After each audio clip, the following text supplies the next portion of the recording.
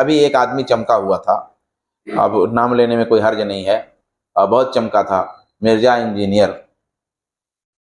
اب مرزا انجینئر ہے، علماء کی صحبت میں رہتا تھا، اس کو کچھ مل گیا کمپاؤنڈر آدمی تو سوچا کہ میں ڈاکٹر ہو گیا.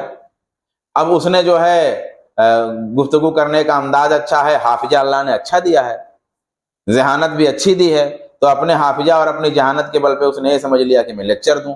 لیکچر دیتا رہا، لوگ گمراہ ہوتے رہے، نظر انداز کیا جاتا رہا. لوگ سمجھ رہے تھے کہ دیکھو علماء تو یہ باتیں جانتے ہی نہیں ہیں، علماء تو یہ باتیں بتاتے ہی نہیں ہیں.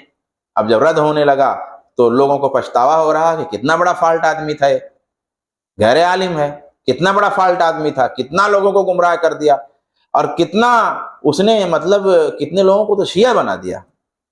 یعنی آدمی اہل حدیث ہے اور رافضیت کا عقیدہ رکھے ہوئے ہے، آدمی دیوبندی ہے اور رافضیت کا عقیدہ رکھے ہوئے ہے، آدمی بریلوی ہے اور صحابی کو گالی دیتا ہے. اب جب پورا بلنڈر سامنے آ رہا ہے تو کتنے لوگ واپس آ رہے ہیں. تو سب سے پہلے ایک اصولی بات نہ ہم جان لیں کہ علم دین حاصل ہی کرنا ہے علماء سے، غیر عالم سے حاصل ہی نہیں کرنا ہے.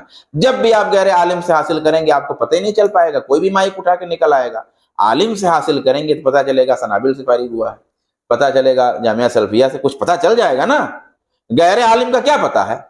غیر عالم کا کچھ نہیں ہے، بس وہ جو بول رہا ہے آپ وہی سن رہے ہیں. لیکن اگر عالم کے بارے میں یہ ہے اساتذہ کی معلومات، یعنی فلاں عالم جو ہے نا اس کے استاد کون ہے یہ جاننا چاہیے، ہم کو معلوم ہونا چاہیے. تو اگر کوئی سنابل سے پڑھا ہے تو سنابلی ہے، اس کو سند ملی ہوئی ہے، اس کا مطلب ہے کہ سنابل میں فلاں عالم پڑھاتے تھے تو ان سے پڑھا ہے، تو تصدیق ہو گئی اتنی. تو یہ میرے دوستو بہت ضروری ہے. میں نے بصورت تمام یہ باتیں مختصر طریقے سے رکھی ہیں.